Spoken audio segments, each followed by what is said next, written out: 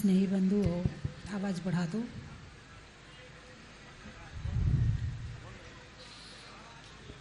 अर्जन के साथ विसर्जन और ग्रहण के साथ त्याग जरूरी है।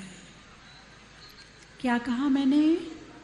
अर्जन के साथ विसर्जन और ग्रहण के साथ त्याग जरूरी है।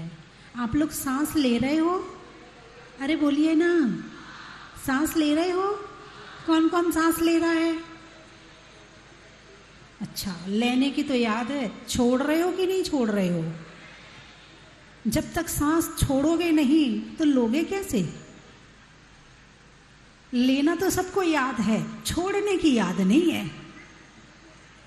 तो अर्जन के साथ विसर्जन और त्याग, ग्रहण के साथ त्याग। सांस लेना जितना जरूरी है, सांस छोड़ना भी उतना ही जरूरी है। सागर से बादल पानी लेते हैं, मात्र लेते नहीं है, वो छोड़ते भी हैं। जब लेते हैं तो काले हो जाते हैं और जब छोड़ते हैं तो सफेद हो जाते हैं। तो ग्रहण के साथ त्याग अत्यंत आवश्यक है। एक चीज है मैं और मेरा। क्या मैं और मेरा में क्या अंतर है? जिस दिन मैं और मेरा में अंतर पता चल जाएगा उस दिन वैराग आ जाएगा। चलो एक राजा का वर्णन करती हूं। उसके पास में 25,000 सैनिक हैं, उसके पास में 4 मंत्री हैं, उसकी 4 रानियां हैं, एक उसका बहुत बड़ा महल है, उसके पास में लाखों बीघा जमीन है। किसका वर्णन चल रहा है? अरे बोलिए ना, किसका वर्णन चल रहा है? राजा का। ठीक है, राजा का वर्णन चल रहा। अब राजा महल है क्या? राजा जमीन है क्या? राजा रानी है क्या? मैंने कहा राजा की 25 रानियां हैं, तो राजा रानी है क्या? नहीं। वर्णन किसका है? अब बोलिए, वर्णन किसका है? रानी का वर्णन है या राजा का वर्णन है? हैं? तो मैं और मेरा, मेरी रानी, मेरा महल, मेरा मकान, मेरी दुकान, मेरे बच्चे, मेरा शरीर, मेरे विचार, ये क्या है? ये मैं नहीं है, ये मेरा है। मैं और मेरा दोनों में अंतर करना है। तो मैं आत्मा हूं। मैं कौन हूं? अरे बोलिए ना, मतलब मैं अकेली आत्मा हूं यहां? आप लोग थोड़ी हैं। आप लोगों के अंदर आत्मा है कि नहीं है? कितने लोग बैठे जिनके पास आत्मा है? बहुत बढ़िया, बहुत सुंदर। आपके पास में आत्मा है, आप आत्मा नहीं हो। मैंने ये पूछा था कि कितने लोग हैं जिनके पास में आत्मा है? तो पास में तो बहुत सारी आत्माएं हैं, मैं उनकी बात नहीं कर रही, मैं आत्मा हूं उसकी बात कर रही हूं। तो मैं और मेरा, इन दोनों में फर्क पैदा करना है। जैसे राजा का वर्णन किया तो वो वैभव का वर्णन था, वो राजा का वर्णन नहीं था। अब राजा का वर्णन करते हैं। राजा का स्वभाव बहुत सरल है, राजा दानी है, राजा प्रजा पालक है, राजा सबके दुख दर्द को अपना दुख दर्द समझता है, राजा के विचार बहुत अच्छे हैं, राजा धर्मात्मा है। अब किसका वर्णन हुआ? अरे बोलिए ना, अब राजा की आत्मा का वर्णन हुआ। किसका वर्णन हुआ? राजा की आत्मा का वर्णन हुआ। पहले किसका वर्णन हुआ था? पहले हुआ था मेरा का वर्णन और अब हुआ है मैं का वर्णन। इस मैं और मेरा में ही अंतर पैदा करना है। भगवान आदिनाथ को नीलांजना का नृत्य देखते हुए वैराग्य हुआ था। बोलिए हाँ या ना, जोर से बोलिए ना। भगवान बाद में बने तो जो राजा आदिनाथ थे उन्हें जब वैराग्य हुआ तब वो क्या कर रहे थे? नीलांजना का, अभी आप देखेंगे सारा वर्णन आएगा, नीलांजना का नृत्य देख रहे थे और उनको वैराग्य। आप लोग देखते हो नृत्य? एक भाई साहब बोले, माता जी इसलिए हम नृत्य देखते हैं। उन्होंने तो स्वर्ग की परी का नृत्य देखा था, हम इस धरती की परियों का नृत्य इसलिए देखते कि शायद हमें भी कभी वैराग्य आ जाए। तो ये भूल जाओ कि नृत्य देखकर वैराग्य हुआ था, नृत्य के बीच में मृत्यु देखकर वैराग्य हुआ था। क्या नीलांजना की मृत्यु हो गई? उसी क्षण सौधर्म इंद्र ने दूसरी नीलांजना वहां प्रस्तुत कर दी। सामान्य मनुष्य समझ ही नहीं पाया कि हुआ क्या है, लेकिन तीर्थंकर अवधि ज्ञान के धारी होते हैं, वे समझ गए कि एक चली गई और दूसरी आ गई। इतने कम समय में जो हुआ था उनकी समझ में आ गया और उन्हें वैराग्य आ गया। अभी बीच में पता चला था कि किसी लड़की को नृत्य करते करते उसकी मृत्यु हो गई थी। हुआ था क्या ऐसा? हुआ था। कितने लोगों को वैराग्य आया? कितने लोगों ने दीक्षा ली? अरे बोलिए ना। अच्छा, तो प्रभु आदिनाथ ने एक मृत्यु देखी थी। कितनी? एक मृत्यु देखी थी और उन्हें वैराग्य हो गया था। आपने आज तक कितनी मृत्यु देखी है? अरे बोलिए ना। कितनों को कंधा दे दिया, कितनों के घर जाके बैठ आए। दूसरों की तो छोड़ो, अपने घर की मृत्यु देखी कि नहीं देखी? देखी है। वैराग्य हुआ कि नहीं हुआ? और यही महापुरुषों में और सामान्य में यही अंतर होता है। उन्होंने एक मृत्यु देखी। यहां तो चाय की चुस्की लेते हैं, वहां इतने मर गए। एक घूंट चाय पी, अखबार सामने, वहां इतने मर गए, वहां इतने मर गए, चुस्की लेते जा रहे। वैराग्य का नाम तो छोड़ो, दया भी नहीं है, करुणा भी नहीं है। और मृत्यु ऐसा सोचते हैं सबकी मृत्यु आएगी, मेरी थोड़ी आएगी। राजा, राणा, छत्रपति, हाथन के असवार, मरना सबको एक दिन अपनी अपनी वार है। राजा मरेगा, राणा मरेगा, हाथी पर बैठने वाला मरेगा, घोड़े पर बैठने वाला मरेगा, ये सब मरेंगे, इन सबको मरना है। इसमें मेरा नाम कहाँ लिखा है कि गाड़ी में बैठने वाला भी मरेगा? इसमें लिखा है क्या? नहीं लिखा ना। फिर भी मर रहे कि नहीं मर रहे? तो आज तप कल्याणक का दिन है और आज तप कल्याणक के दिन प्रभु दीक्षा लेंगे। क्यों लेंगे? वैराग्य होगा। मैं और मेरा का अंतर पता चल गया। मैं आत्मा हूं और इसके अलावा सब कुछ परिग्रह है। जन्म के बाद जो जो ग्रहण किया था सब छोड़ देंगे। जन्म के बाद माता, पिता, परिवार, फिर बड़े हुए तो राज्य ग्रहण किया, शादी हुई हैं, 101 पुत्र हुए, 2 पुत्रियां हुई, सबको ग्रहण किया। छायिक सम्यक दृष्टि थे, इसीलिए ऊपर ऊपर से ग्रहण किया।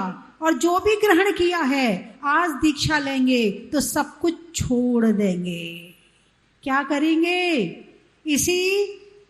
इसी जन्म में जाल बनाया और इसी जन्म में तोड़ दिया।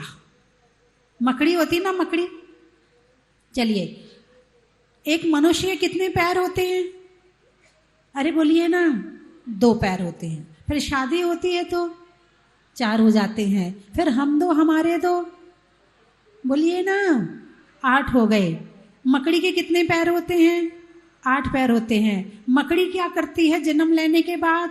जाला बनाती है, जाला बनाती है, जाला बनाती है। फिर सारी जिंदगी क्या करती है? उस जाल में घूमती रहती है और फिर उसी जाल में फंस के एक दिन मर जाती है। मनुष्य क्या कर रहा है जन्म लेने के बाद? वो भी जाला बना रहा है। लेकिन मनुष्य और मकड़ी में क्या अंतर है? मनुष्य जाला बना भी सकता है और जाला तोड़ भी सकता है, और मकड़ी जाला बनाती तो है मगर तोड़ नहीं पाती है। ये जो नहीं तोड़ने दे रहा है ये मोह का बंधन है। आज तप का दिन है, तप सा निर्जरा। तप किसे कहते हैं? इच्छा निरोधा तपः, ये परिभाषा आई है षटखंडागम में। इच्छा निरोधा तपः, तपस्या तप किसे कहते हैं? इच्छाओं के निरोध करने को तप कहते हैं, यानी भोगों से मुख मोड़ने को तप कहते हैं। और जहां जहां जिन जिन वस्तुओं के कारण इच्छाएं उत्पन्न हुई हैं, उन उन वस्तुओं के त्याग को तप कहते हैं। तो तप करने से क्या होता है? तपसा निर्जरा। कहाँ का सूत्र है? बोलिए। तत्वार्थ सूत्र का। कौन से अध्याय का? 9वें अध्याय का सूत्र है। तपसा निर्जरा। तपस्या करने से कर्मों की निर्जरा होती है, और कर्मों की निर्जरा से क्या होता है? एक दिन मोक्ष की प्राप्ति होती है, अनंत सुख की प्राप्ति होती है। ये तपस्या का फल है। तो आज तप का दिन है, और तप के दिन प्रभु दीक्षा लेंगे, और अकेले नहीं लेंगे। 4000 राजाओं ने साथ में दीक्षा ली थी। अब प्रभु को तो वैराग हुआ था, उन्होंने इसलिए ले ली थी, लेकिन बाकी राजाओं ने क्यों ली? उन्हें तो वैराग नहीं हुआ था। उनने कहा अच्छा, जो हमारे बड़े कर रहे हैं हम भी वही करेंगे। उनने कपड़े उतारे, हम भी कपड़े उतार देंगे। उन्होंने जो किया है हम भी वही कर लेंगे। वो ध्यान में खड़े हो गए। लेकिन बाकी राजाओं को ध्यान का नहीं पता था कि ध्यान कैसे किया जाता। अब वो 1 दिन 2 दिन 3 दिन बार बार आंख खोल के देखते, अभी तो खड़े हैं, फिर आंख बंद कर लेते, फिर खोल के देखते, फिर बंद कर लेते। कई दिन हो गए, अब भूख लगने लगी, क्या करें? तो कोई नदी के किनारे चला गया पानी पीने, कोई वन में चला गया फल खाने। तब वहां वन देवता ने प्रकट होकर कहा, आप दिगंबर वेश में ऐसा ना करें, आप कपड़े पहन लें, उसके बाद आपको जो चाहे वो करें। और फिर भगवान को जब केवल ज्ञान हुआ, तो फिर उन्होंने अपनी दिव्य ध्वनि में ज्ञान दिया, फिर सभी ने वापस दीक्षा ग्रहण कर ली थी। तो आप लोगों को तो ज्ञान है ना? अरे बोलिए ना, ज्ञान है कि नहीं है? कितना ज्ञान है आपके पास में? नहीं, ज्ञान की तो कमी नहीं है। हाँ, ज्ञान में तो ज्ञान की पराकाष्ठा। भी कोई कहते थे तुम बुद्धू हो, फिर देखो झगड़ा हो जाएगा। कोई कहते तुम्हें कुछ पता नहीं, अच्छा हमें नहीं पता, हम तो उड़ती चिड़िया परख लेते हैं, हमें नहीं पता। हमें जरा ले जाके देखना किसी दुकान में, हम ऐसी खरीदारी करवाएंगे तुम्हें कहीं नहीं मिलेगी। इतने होशियार बनते हैं, इतने होशियार बनते हैं गृहस्थी में, घर के कामों में। और जहां नंबर आता है त्याग का, जहां नंबर आता है संयम का, जहां नंबर आता है तप का, नहीं हम तो अज्ञानी है। क्या बन जाते हैं? अरे बोलिए ना, अज्ञानी बन जाते हैं। कब तक बने रहोगे अज्ञानी? दुख किसको मिलता है, ज्ञानी को या अज्ञानी को? अरे बोलिए ना, अज्ञानी को। और ज्ञानी के पास दुख होता है क्या? नहीं होता है। तो आज तप का दिन है। तप के 12 भेद बताए हैं। कितने भेद बताए हैं? 12 भेद बताए हैं। पहले बाहर की चीजों को छुड़ाया, अनशन, उनोदर, व्रत परिसंख्यान, रस परित्याग, विविक्त संयासन, काय क्लेश, ये तप बताया। अनशन, उपवास करो। उनोदर, भूख से कम खाओ। रस परित्याग, एक एक रस छोड़कर। यानी बाहर के तपों में 3 तप तो केवल इसको वश में करने के लिए हैं। इसको वश में मतलब जिह्वा को वश में करने के लिए, और बाकी शरीर को वश में करने के लिए हैं। और बाकी जो अंतरंग के 6 तप हैं वो आत्मा को वश में करने के लिए हैं।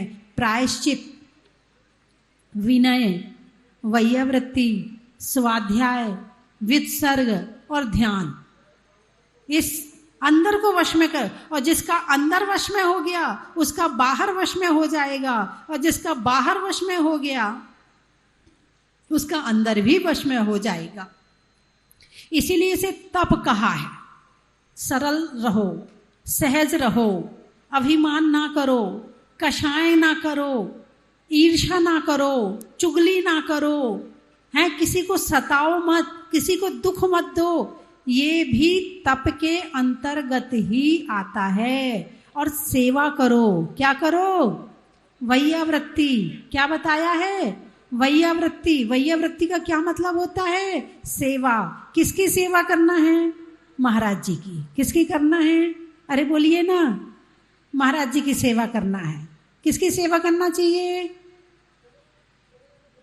और जो महाराज जी की सेवा कर लेगा उसके अंदर सेवा का भाव जागृत हो जाएगा, फिर वो सबकी सेवा कर लेगा। यहाँ कितने लोग ऐसे बैठे हैं जिन्होंने आज तक किसी संतों के पैर नहीं दबाए हैं? नहीं दबाए हैं वो लोग हाथ उठा लो, तो नहीं दबाए अपने आप पता चल जाएंगे। ऐसे कितने लोग हैं जिन्होंने संतों की वैयावृत्ति करी है? चलो ऐसे लोग ज्यादा हैं। अच्छा, जब भी शहर में संत आते हैं तो वैयावृत्ति जरूर करते हैं, चाहे कोई भी संत आए। ऐसे कितने लोग हैं? कोई भी संत आए वैयावृत्ति जरूर, और काम करें ना करें वैयावृत्ति जरूर करते। अब ऐसे लोग कम हैं। अब जो संतों की वैयावृत्ति नहीं कर पाएगा वो अपने घर वालों की सेवा क्या करेगा? और जिसके अंदर सेवा के भाव नहीं है उसके अंदर दया नहीं है, और जिसके अंदर दया नहीं है, दया धर्म का मूल है, पाप मूल अभिमान। और तुलसी दया ना छोड़िए जब तक घट में प्राण। तुलसीदास जी को भी पता था अभिमान होगा तो दया नहीं होगी, और दया होगी तो अभिमान नहीं होगा। आचार्य श्री इंद्रनंदी जी महाराज सरल हैं, एकदम सरल हैं, सहज हैं, एकदम सहज हैं। इतने दिन से मैं आचार्य श्री को देख रही हूं कि इनकी सरलता और इनकी सहजता, इनको सरल होने में पता नहीं कितने वर्ष लग गए, क्योंकि होते नहीं है। जब तक गृहस्थी में रहते हैं तो कषाएं तो अपना काम करती ही करती हैं, लेकिन जब धर्म में आते हैं, स्वाध्याय करते हैं, दीक्षा लेते हैं, फिर अपने आप को सरल बनाने का प्रयास करते हैं। जैसे कि एक सीधी रेखा खींचनी हो और एक टेढ़ी मेढ़ी रेखा खींचनी हो, तो किसमें सीधी रेखा खींचने में मेहनत लगेगी या टेढ़ी मेढ़ी रेखा खींचने में मेहनत लगेगी? हाँ, टेढ़ी मेढ़ी रेखा खींचने में मेहनत लगेगी या सीधी रेखा खींचने में मेहनत लगेगी? सीधी रेखा। सीधी रेखा तो जरा सा सीखी तो क्या हुआ, नाम ही सीधी, उसका तो नाम ही उसका सीधी है। तो सीधी रेखा में मेहनत है या टेढ़ी रेखा में मेहनत है? टेढ़ी रेखा में मेहनत है। अच्छा, एक बच्चे के हाथ में पेंसिल दो, बेटा एक लाइन खींच, तो कौन सी खींचेगा, सीधी या टेढ़ी? टेढ़ी लाइन तो एक बच्चा भी खींच देगा। अब सीधी लाइन के लिए पहले एक टेबल चाहिए। क्या चाहिए? टेबल चाहिए, कागज चाहिए, स्केल चाहिए, सधा हुआ हाथ चाहिए, तब कहीं जाके सीधी रेखा खींचेगी। हाँ या ना? तो टेढ़ा होना सरल है कि सीधा होना सरल है? अरे बोलिए ना। हाँ, जो संसार की चाल है वो सांप जैसी टेढ़ी है। कैसी है? सांप जैसी टेढ़ी है। और जो धर्म की चाल है वो एकदम सीधी है। एक पूजा में मैंने कहीं लाइन लिखी है, जिनका मन सीधा हो जाता, जिनका मन सीधा हो जाता, सीधे मोक्षपुरी को जाता। जिनका मन सीधा हो जाता, सीधे मोक्षपुरी को जाता। मोक्ष जाने के लिए सीधा होना जरूरी है। जितने टेढ़े बनोगे उतना मोक्ष दूर है, उतना संसार पास में है, और जितने सीधे बनोगे उतना मोक्ष पास में है। और कोई सीधा हो तो क्या कहते, अरे वो तो बुद्धू है, बुद्धू, काम कहीं नहीं है। वो तो संसार में आजकल कहीं सीधे लोग चलते हैं क्या? हाँ, सीधे लोगों को तो जमाना ही नहीं है, टेढ़े बनना पड़ता, टेढ़ी उंगली से घी निकालना पड़ता है। लेकिन मैं कहती हूं सीधे का भगवान है। क्या? सीधे का भगवान है। आप सीधे पे ज्यादा दया मत दिखाना, उन पर कृपा भगवान की है। आचार्य श्री इंद्रनंदी जी महाराज की सरलता और वात्सल्य, बिल्कुल वात्सल्य एकदम, मुझे तो लगता है जैसे आचार्य विमल सागर जी का वात्सल्य था, ऐसे ही वात्सल्य आपके अंदर में है। और जो बालाचार्य निपुणानंद जी महाराज हैं वो उनकी परछाई हैं। नहीं तो जो जिसको अपना पद देने वाले हो ना, यदि वो टेढ़ा आ जाए तो फिर संग बढ़ने वाला नहीं है। लेकिन वो भी उनकी परछाई है, इसलिए आज यहाँ दीक्षाएं हो रही हैं। आचार्य श्री तो कहते मैंने सारा संग सौंप दिया निपुणानंद जी महाराज को, सबको सौंप दिया, तुम संभालो, तुम संभालो। मैं तो अब साधना करूंगा, मैं तो अब समाधि की साधना करूंगा। तो ऐसी सरलता और ऐसी सहजता बहुत कम जगह देखने में मिलती है, बहुत कम जगह देखने में मिलती है। जरा सा ज्ञान आता है, पद आता है, अहंकार पहले आ जाता है, अहंकार पहले सर उठा लेता है। लेकिन ज्ञान के साथ, संयम के साथ और पिच्छी के साथ यदि सरलता और सहजता मिल रही है, इसका मतलब उन्होंने बहुत बड़ी साधना करी है। और ये सारी साधना है अपने आप को सीधा बनाने की। किसकी साधना है? अपने आप को सीधा बनाने की, टेढ़ा बनाने के लिए है ना। बहुत लोग, मुझे तो बहुत लोग आके समझाते, माता जी सीधे से काम नहीं चलेगा, जरा गुस्सा किया करो, हाँ जरा इनकी बागडोर खींच के रखो, ये ऐसे काम नहीं करने वाले। मैंने कहा भाई काम हो और ना हो, लेकिन मैं टेढ़ी होने वाली नहीं हूं। काम हो और ना हो, क्योंकि जितना टेढ़ा बनो उतनी मायाचारी, उतनी कषाय और उतना कर्म का बंध। इसीलिए तुम काम करो अथवा ना करो। बोले माता जी आपको बुद्धू बना जाएंगे। मैंने कहा हम बनना चाहते हैं संसार की तरफ से, अपने साधना की तरफ से होशियार बने और संसार की तरफ से बुद्धू बने। जो संसार की तरफ से बुद्धू बन जाता है तो दू की मात्रा हटा दो, क्या बचा? अरे बोलिए ना, वो बुद्ध बन जाता है। और जो रिद्धियां हैं 48, उसमें एक बुद्धि रिद्धि है, उसकी बुद्धि अच्छी हो जाती है। तो बंधुओं, समय बहुत हो रहा है और अभी कार्यक्रम भी बहुत सारे होने हैं। और आज आप लोग बड़ी जिज्ञासा के साथ में आए और ये सारी भगवान की दीक्षा और जो आज 2 मुनि दीक्षाएं होने वाली हैं उनको देखने आए हैं। जरूर देखना चाहिए। मेरी दीक्षा भी पंच कल्याणक में तप कल्याणक के दिन ही हुई थी। हाँ, मेरी दीक्षा भी पंच कल्याणक में ही हुई थी, है ना। और पंच कल्याणक में दीक्षा हुई थी और दीक्षा देखकर ही मेरे मन में भावना आई थी। जब मैं 13-14 साल की थी तब ये भावना आई थी कि मुझे भी दीक्षा लेना है। दीक्षा देखकर के भावना आई थी। इसलिए दीक्षा 100 काम छोड़ करके दीक्षा देखना चाहिए, क्योंकि पता नहीं कब कैसे भाव बन जाएं और हमारे कल्याण का मार्ग प्रशस्त हो जाए। इसलिए दीक्षा बड़े ध्यान से देखनी चाहिए। और उस समय जो वैराग्य का दृश्य होता है, अपना दिमाग को उठा के एक तरफ रख देना चाहिए और पूरे दिल के साथ में दीक्षा देखना, क्योंकि दिल के साथ अंदर जाया जाएगा। और ज्यादा दिमाग लगाओगे तो फिर संसार का रास्ता तो है ही खुला, और कहाँ जाना है। मोक्ष का रास्ता तो पूरे भावों के साथ खुलता है। निधियों में माणवक का, विद्वानों में चाणक्य का, और आज के दिन तप कल्याणक का। करने में जप का, करने में जप का, बसी में कप का, और आज प्रभु के तप का। मन को मोड़ने का, पर्वत को तोड़ने का, और दीक्षा में सब कुछ छोड़ने का। लेने में शिक्षा का, नहीं मांगने में भिक्षा का, और आज होने वाली दीक्षा का, मुनि दीक्षा का।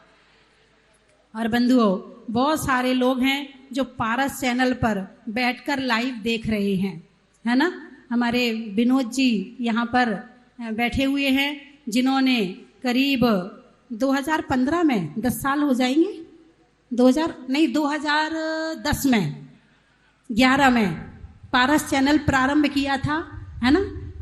5 जनों ने प्रारंभ किया था और चैनल के माध्यम से आज घर घर में धर्म की प्रभावना हो रही है ना। ये कहा जाता ना, घर घर चर्चा रहे धर्म की, दुष्कृत दुष्कर हो जावे। ये कैसे संभव हुआ? ये पारस चैनल के माध्यम से संभव हुआ। पहली बार जैन चैनल हमारा खुला था और उसके माध्यम से घर घर में जैन धर्म की प्रभावना हुई। और घर बैठे पंच कल्याणक, घर बैठे दीक्षा देख रहे हैं, और हजारों लाखों लोगों का जीवन इस टीवी में जो प्रवचन आते हैं उसके माध्यम से सुधर रहा। हजारों लाखों की संख्या में बता रही हूँ, हजारों लाखों की संख्या में। 2-4 की बात नहीं कर रही हूँ, क्योंकि मेरे पास रोज रिजल्ट आते। बोले माता जी हम सुनते हैं आपका प्रवचन, माता जी पोता सुनता है, माता जी ये, माता जी। तो मुझे पता चलता है कि इस चैनल का क्या प्रभाव है। एक बार विनोद जी के लिए और इनकी टीम के लिए जो इनकी डायरेक्टर की टीम है उनके लिए एक बार जोरदार तालियां बजाइए कि ये ऐसे ही चैनल चलाते रहे और जिन धर्म की प्रभावना होती रहे। अरे जितना आप यहाँ बैठकर देख रहे हैं, इससे 100 गुने लोग, इससे 100-200 गुने लोग टीवी में बैठकर देख रहे हैं। आप उनके लिए पंडाल नहीं बना सकते थे इतना बड़ा, लेकिन वो घर बैठे देख रहे हैं। तो इसका पुण्य कहीं ना कहीं पारस चैनल वालों को थोड़ा ना थोड़ा तो हिस्सा जाएगा ही जाएगा। और हमारे बीच में आज भीलवाड़ा से महावीर जी पहाड़िया और जय कुमार जी पाटनी है ना, और वहाँ केसर कुंज कॉलोनी से सभी लोग पहले ही आए थे। बोले माता जी शिलान्यास। मैंने कहा नहीं, मेरा अभी कोई भाव नहीं है भीलवाड़ा जाने का, अभी कोई विचार नहीं, मैंने इन्हें वापस कर दिया था, ये फिर आ गए, क्या हुआ।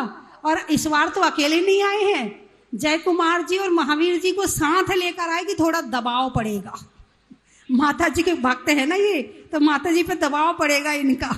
चलो चर्चा करेंगे। पूरी बस लेके आए हो? ओहो, आप बस लेके आए कि बस आपको लेके आई है? अच्छा कोई बात नहीं, मैं समझ गई, मैं भी समझ गई और सारे समझ गए, है ना। तो बंधुओं, पड़ोस में भीलवाड़ा है। 10 साल, मुझे 12 साल हो गए, 10-11 साल 12 साल हो गए जहाजपुर में, है ना। और लेकिन आज तक भीलवाड़ा नहीं जा पाई। भीलवाड़ा वालों ने भी कोशिश कर ली और मैंने भी कोशिश कर ली, लेकिन पता नहीं बात क्या है, भीलवाड़ा जाना आज तक नहीं हो पाया। अब वो दिन कब आएगा, कोशिश करते रहे आप भी और मैं भी, पता नहीं कब जाना हो पाएगा। 3 बार तो मैंने बिहार कर लिया। एक बार जब साबर आई थी ना, तो साबर से मुझे भीलवाड़ा जाना था, पर देवली वाले ले गए। फिर देवली से मैं फिर कोटाज चली गई कि कोटाज से भीलवाड़ा जाऊंगी, फिर वापस जहाजपुर आ गई। केकड़ी गई थी कि केकड़ी से भीलवाड़ा जाऊंगी, फिर वो साबर आ गई। पता नहीं क्या निमित्त है, क्या योग है। कभी कभी कोई कोई जगह ऐसी होती है कि चाहकर भी वहां तक नहीं पहुंच पाते हैं। अब कारण तो मैं नहीं बता सकती हूँ, लेकिन चलिए, समय बहुत हो रहा। और अभी आप नाभि राय, क्या नाम था उनका? आदिनाथ जी के पिता का क्या नाम था? नाभि राय। नाभि राय का क्या मतलब होता है? नाभि जानते हो? जानते हो ना। और जब जन्म होता है तो बड़ी लंबी नाल आती है, नाल को नाभि भी बोलते हैं, है ना। तो नाभि को काटने की शिक्षा, नाभि को काटने की राय नाभि राय जी ने दी थी, इसलिए उनका नाम नाभि राय पड़ा। और आदिनाथ भगवान प्रथम तीर्थंकर हैं, आदि तीर्थंकर हैं, इसलिए उनका नाम आदिनाथ है ना। तो बाकी चर्चा दिन भर होती रहेगी। बोलिए 24 भगवान की।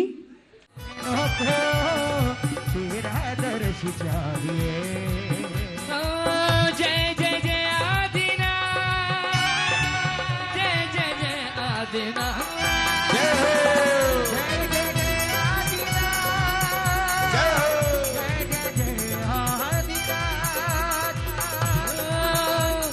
तेरे दास चरणों के पास यूं रहेंगे जिंदगी भर, हमें तेरे दास चरणों के पास हम रहेंगे जिंदगी भर। सारे संसार का सार मैंने यहीं पे पाया, मेरे को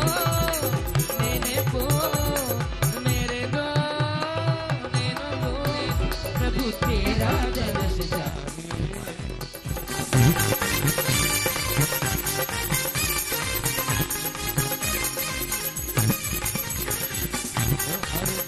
रंग पीले हमारे प्रभु जी, हर कोई रंग पीले हमारे प्रभु जी, प्रभु जी, प्रभु जी, हर कोई रंग पीले हमारे प्रभु जी। क्या बात है? अरे ये किसकी शादी,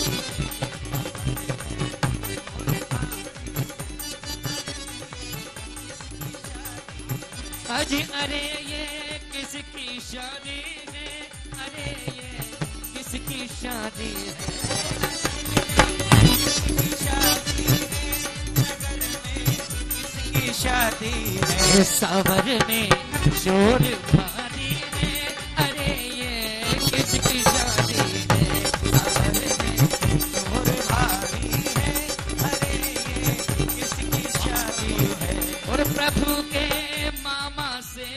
अरे नगर में शोर भारी है, अरे ये किसकी शादी है? नगर में शोर भारी है, अरे ये किसकी शादी है? लाखों का है पन्ना तेरा मुखड़ा, प्यारा प्यारा तेरा मुखड़ा, चांद बटारा बना तेरा मुखड़ा, बना तेरा मुखड़ा, चांद बटारा बना तेरा सेहरा, हे हजारी बना तेरा सेहरा, हे हजारी।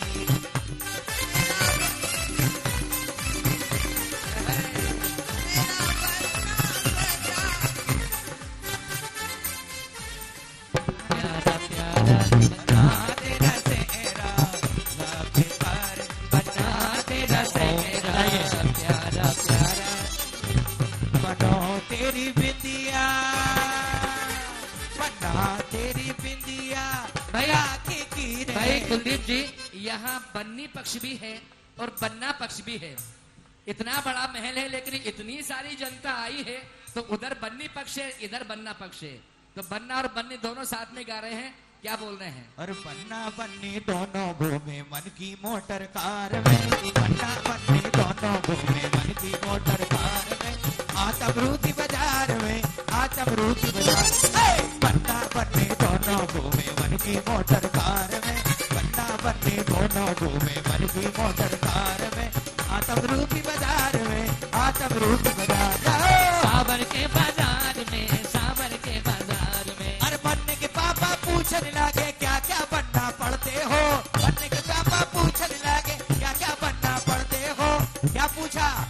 क्या अरे पूछा बनने के पापा पूछने लगे क्या क्या बनना पड़ते हो। माँ से मदर, माँ से मदर, पिता से फादर, बहन से सिस्टर कहते हो। माँ से मदर, पिता से फादर, बहन से सिस्टर कहते हो।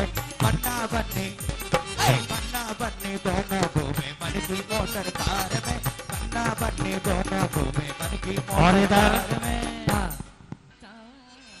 बनना तुम्हारा कवारा रह जाता।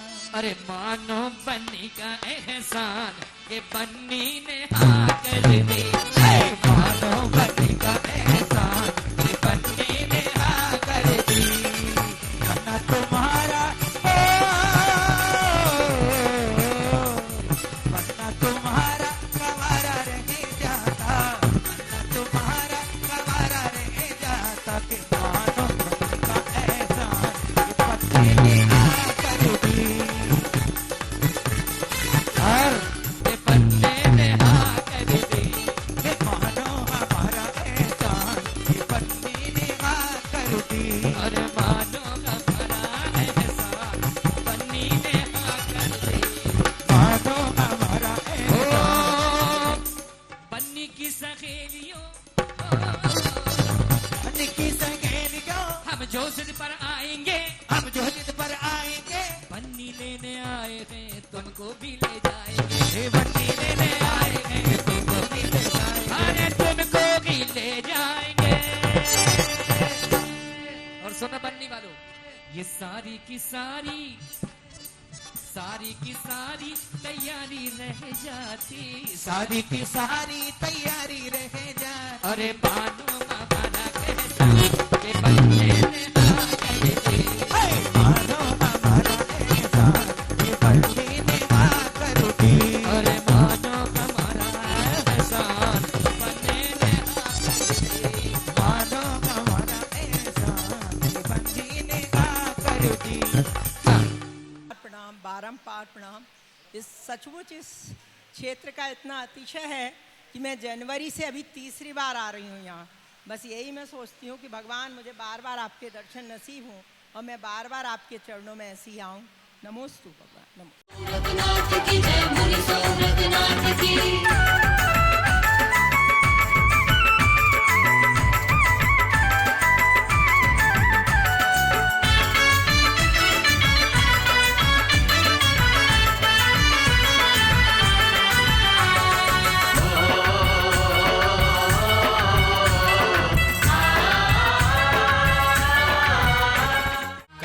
भजन की थाल को सजाओ रे आज, रत्नों की थाल को भर लाओ रे आज। आओ आओ करे रे गुणगान आरती भगवन की, आओ आओ करे गुणगान आरती भगवन की। आओ आओ करे रे गुणगान आरती भगवन की।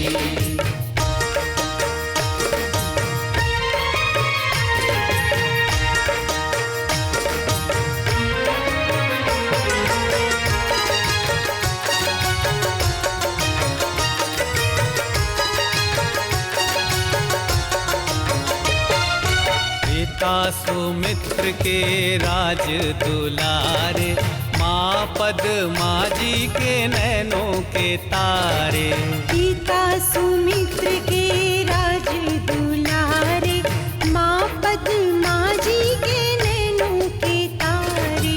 राजगृही में जन्म लियो आप, राजगृही में जन्म लियो आप। आओ आओ मनाए खुशी आज आरती भगवन की। आओ आओ करे रे गुणगान